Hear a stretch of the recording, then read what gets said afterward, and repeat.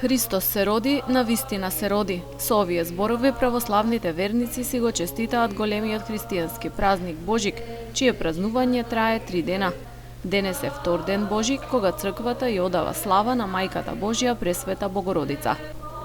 Централното одбележување на Божик во Полошко се одржа вчера во храмот Успение на Пресвета Богородица во Гостивар.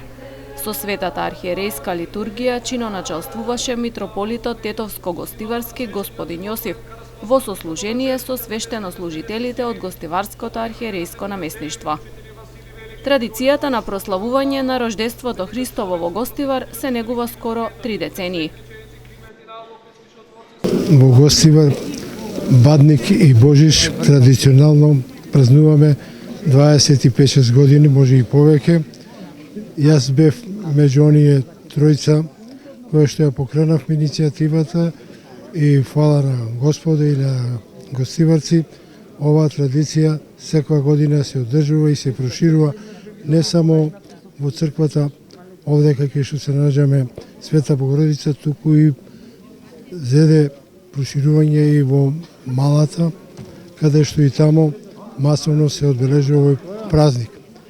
Се знае, Божик, раѓањето на Исус Христос, самото тоа значи дека ние треба да го љубиме Господа, а тој да ни возврати со љубов, со здравие, мир, да сите луѓе се сплотат за доброто на Македонија.